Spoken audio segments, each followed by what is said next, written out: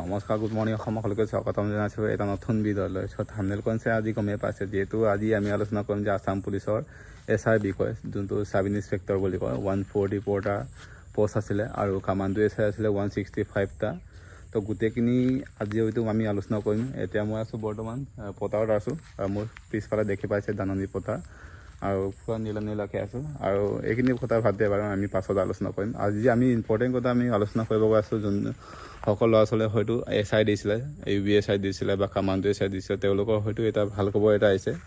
যিহেতু আমাৰ ৰিজাল্ট কেতিয়া দিব বা এপইণ্টমেণ্ট কেতিয়া দিব বা খাতৰ কিমান হাই যাব, গোটেইখিনি আমি ইয়াতে হেড কৰিছোঁ। কাৰণ বহু ল'ৰা ছোৱালীয়ে হয়তো মোক কমেণ্ট কৰিছিলে, দাদা SI বা কামাণ্ডো SI কেতিয়া ৰিজাল্ট দিবগৈ বা কামাণ্ডো UBSI কেতিয়া ৰিজাল্ট দিবগৈ। এইখিনিৰ বিষয়ে বহু ল'ৰা ছোৱালীয়ে হয়তো মোক কমেণ্ট কৰি সুধি আছিলে।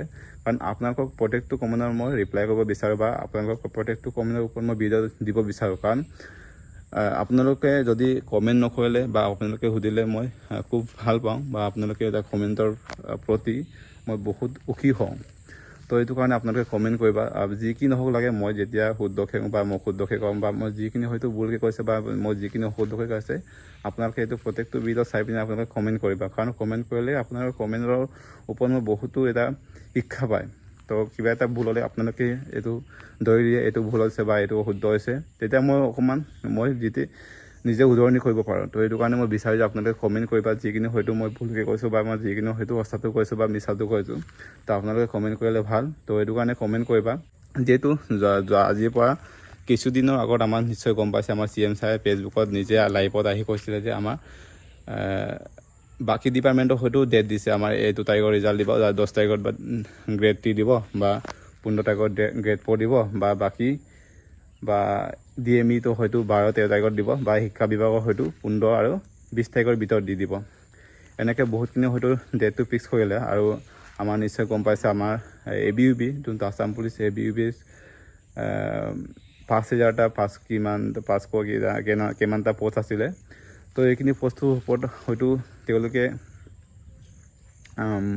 এটা ডেট মেনশ্যন কৰিছিলে, হয়তো সিহঁতে 10 তাৰিখৰ ভিতৰত দিবলৈ চেষ্টা কৰিম বা তেওঁলোকে হয়তো এতিয়া তাৰ নেক্সট দিনাখনে বা তাৰ 3 দিনৰ পাছতে এটা নটিচ আছিলে যে এনেকৈ 14 তাৰিখৰ যোনটো হাইকোৰ্টে এটা বাধা দিছিলে বোলে। তো হাইকোৰ্টে 14 তাৰিখলৈকে এটা ডেট দিছে বোলে। 14 তাৰিখৰ পিছত আমাৰ কিবা এটা মানে নটিচ এখন আহিব যে ৰিজাল্ট আহিবনে নাই আছাম পুলিচ ABUBৰ ওপৰত। তো এইটো এতিয়া এটা কথা বুজি নাপালোঁ। এতিয়া যোনটো আমি আলোচনা কৰিব গৈ আছোঁ, আছাম পুলিচ SI যোনটো চাব ইনস্পেক্টৰ 144টা পোষ্ট আছিলে, তাৰ বিষয়েতো এতিয়া আমাৰ CM ছাৰে সিদিনা লাইভত আগতে উল্লেখ কৰা নাছিলে আমাৰ ৰিজাল্ট কেতিয়া দিব বা ৰিজাল্ট তেতিয়া দিব বা কেতিয়া দিব, এইটো কোনো ধৰণৰ উল্লেখ কৰা নাছিলে। তো এইটো কাৰণে আমি বিচাৰোঁ যে আমাৰ এতিয়া ৰিজাল্টখন তাৰ ওপৰত হয়তো বহু ল'ৰা ছোৱালীয়ে হয়তো কমেণ্ট কৰিছিলে বা এতিয়াও কমেণ্ট কৰক আপোনালোকে ৰিজাল্টটো কেতিয়া আহিব লাগে বা আমাৰ ৰিজাল্টখন হয়তো তেওঁলোকে আমাৰ 10 তাৰিখৰ ভিতৰত দিব পাৰে বা 15 তাৰিখৰ ভিতৰত দিব পাৰে। কাৰণ তেওঁলোকে হয়তো কৈছিলে যে আমাৰ এতিয়া আছাম পুলিচ ABUBৰ কাৰণে এতিয়া দিক্কেত হৈছে, কিছুমান হয়তো বাধা দিছে। এতিয়া তাৰ ওপৰত বহু ল'ৰা ছোৱালীয়ে হয়তো হাইকোৰ্ট কৰিছিলে। এতিয়া আমাৰ চাব ইনস্পেক্টৰ যোনটো আছাম পুলিচ UBSI, তাৰ ওপৰতো কোনো ধৰণৰ এনেকৈ হাইকোৰ্ট কৰা নাছিলে বা কোনো ধৰণৰ তাৰ এনেকৈ কমপ্লেইন নাছিলে। তো এইটো কাৰণে তাৰ ওপৰতো এটা নটিচ দিব লাগিছিলে যে সিহঁতে তাত সেইদিনা ৰিজাল্ট দিব বা আজি হয়তো 3 তাৰিখ হ'ল, অক্টোবৰ 3 তাৰিখ হ'ল। তো যদি 10 তাৰিখত যদি গ্ৰেড 3 যদি ৰিজাল্ট দিয়েগৈ, তো গ্ৰেড 3 ৰিজাল্টটো দিয়ে আজিৰ পৰা প্ৰায় এসপ্তাহমান আছে, 8 দিন আছে। তো এই সপ্তাহৰ ভিতৰত হয়তো তেওঁলোকে হয়তো নটিচ এখন দিব লাগিছিলে, যোনটো অফিচিয়েলিভাৱে নটিচ এখন দিব লাগিছিল। হয়তো তেওঁলোকে এটা আমাৰ লাইভত আহি কিবা কিবি কৈছে বা এইটো আমি মানি লৈছোঁ বা তেওঁলোকৰ পাৰৰ পৰা সেইটো এটা নটিচ বুলি। তো এইটো এতিয়া আমাৰ যোনটো কামাণ্ডো আছিলে পোষ্টখিনি, হয়তো এতিয়া আমাৰ কামাণ্ডো SI আছিলে বা UBSI আছিলে, গোটেইখিনি হয়তো তেওঁলোকে উল্লেখ কৰা নাই। এইখিনিৰ ওপৰত চবেই আমি কেণ্ডিডেটসকলে কমেণ্ট কৰিবা।